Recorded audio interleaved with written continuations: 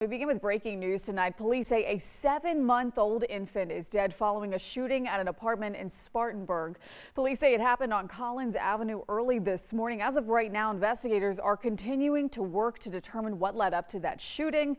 7 News' Scarlett Lizjak has been following this story and has the latest from authorities.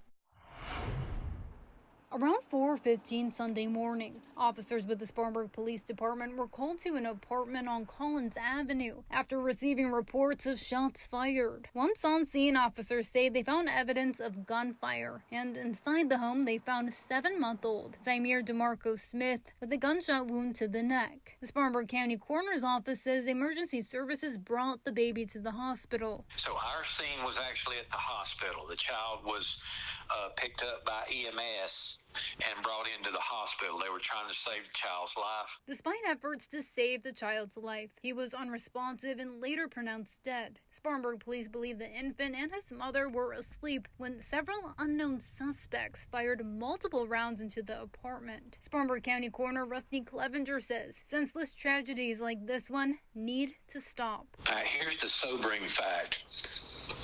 I was told the other day that we've had over 50 instances within the last year of guns being discharged into residences. And so as tragic as this is, we've been very lucky where other people haven't been hit by shootings into dwellings like this. The practice needs to stop. We reached out to Spartanburg police and they sent us this statement reading in part. This is a senseless and heartbreaking tragedy for our entire community. We will use every available resource to solve this case to determine who is responsible for this homicide. We are asking anyone with information, no matter how small it may seem, to come forward and assist in this investigation. There's something that shouldn't be going on and it needs to stop. And the public, I hope, would, if they have any information, they would certainly call the police department and let's bring whoever this is to justice. The shooting remains under investigation. The Spartanburg police are asking anyone with any information on this case to contact them. We'll have that number on our website, WSPA.com. Reporting in Spartanburg, Scarlett Lizjak, 7 News. 7 months old. There's still no word yet on any suspects. Details are still very limited. Of course, we'll bring you the very latest details as we learn them. We begin with breaking news. 2 people were sent to the hospital from a fire in Spartanburg. It happened on Dan River Road around 10 o'clock this morning. We don't know the condition of those hurt or how this fire may have started.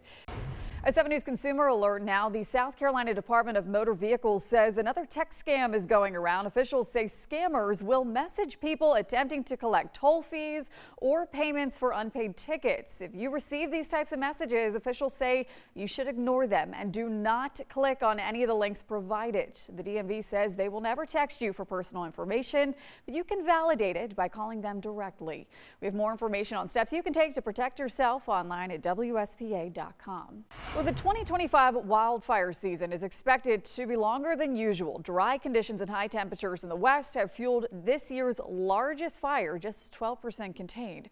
CBS News' Elise Preston explains. Firefighters launched an aerial assault to try to slow down a nearly 40,000-acre fire near Santa Barbara.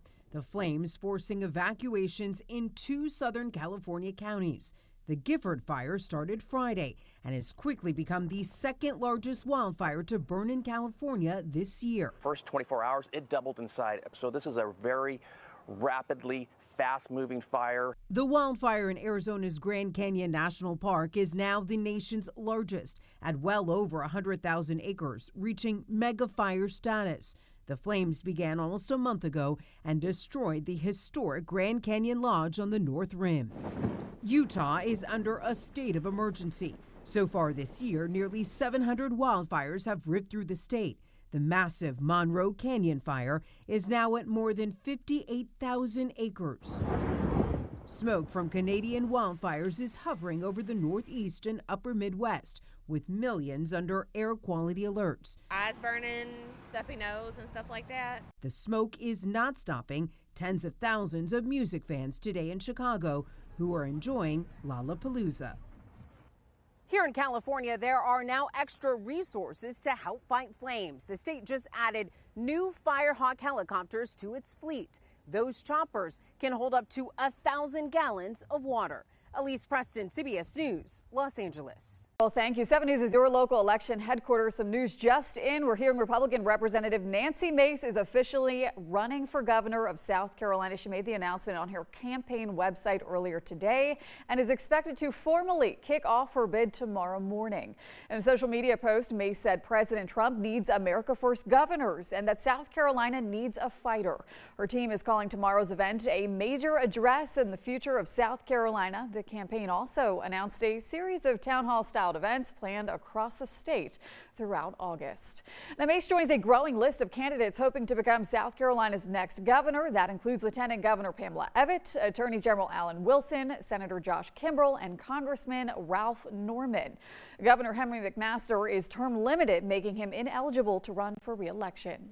A North Carolina driver got quite the surprise after hitting a bobcat, only to find out it got stuck in the grill of his car. Shakira Speaks has a story.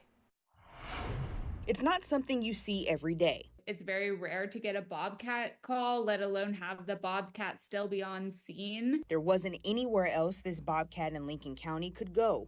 It was stuck inside the grill of a Toyota Scion. Apparently he had jumped out of a tree. Probably he saw a prey item on the other side of the road, and the car was going about 50 miles per hour, and he was struck, and he probably rolled and ended up somehow getting up into the engine compartment where he was trapped. Carolina Wildlife Conservation Center Executive Director Morgan Raphael says the driver only noticed the bobcat when they got home. Wildlife officials arrived in a Lexus and took the bobcat back to the center for treatment. She says the animal was in severe pain and suffering. While there was no blood on the scene, x-rays revealed a completely shattered humerus that not even a certified orthopedic surgeon could have fixed. It was in so many pieces.